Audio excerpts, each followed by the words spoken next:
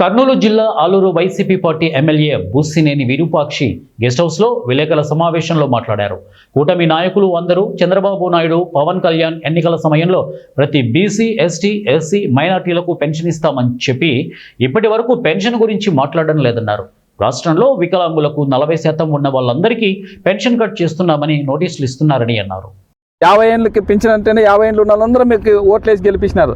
అలాంటిది ఈరోజు పింఛన్ దాదాపుగా 4.5 లక్షల మందికి ఈరోజు కుంటి శాఖలు చెప్పి 40% అని చెప్పి వికలాంగుల కాళ్ళు పోయిన వాళ్ళకి కానీ మొత్తం ఈరోజు రోడ్డును మరేసి చాలామంది ఆత్మహత్యలు చేసుకుంటున్నారు. ఇది మా ఊర్లోనే ఒక ఆయన పెద్ద మనిషి వచ్చినాడు, ఆయన కళ్ళు కనబడు. అలాంటి వ్యక్తి వచ్చి నేను ఆత్మహత్య చేసుకుంటా, నాకు పింఛన్ రాకపోతే నాకు ఎవరు చూస్తారు, కనీసం ఆయన ఇచ్చేదేమో మాకు 6,000 వద్దు, ఉన్నది 4,000 ఇచ్చినా చాలు మాకు అనే విధంగా ఉన్నాడు. నేను పింఛని వికలాంగులకి 6,000 పెంచమన్నాడు ఎవడు నిన్ను, ఉన్నిని తీసేయమన్నాడు ఎవడు నిన్ను. ఉన్నిని పింఛన్లు 6,000 4,000 ఇచ్చే అందరికి సారసోటుగా.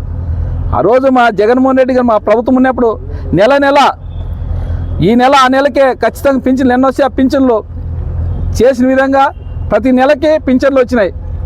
ఈ రోజు వరకు మీరు 15 నెలలు అయింది, ఇంతవరకు ఒక్క పింఛన్ కానీ కొత్త పింఛన్ లేదు. వితంతుల పింఛన్ కానీ ఇంకా లేదు. దాదాపుగా 2 సంవత్సరాలు. ఈరోజు మనం చూస్తున్నాం, ఈ కూటమి ప్రభుత్వం వచ్చి వాళ్ళు చెప్పింది ఏమి, ప్రచారం చేసింది ఏమి, పింఛన్లు 50 సంవత్సరాల్లో పడితే బీసీ, ఎస్టీ, మైనార్టీలకి 50 ఏళ్ళు దాటితే పింఛన్ ఇస్తామన్నారు. 50 ఏళ్ళు కాదు, ఇప్పుడు ఉన్నిని పింఛన్లు అన్నీ తీసేసుకుంటా వికలాంగుల్ని అన్యాయంగా.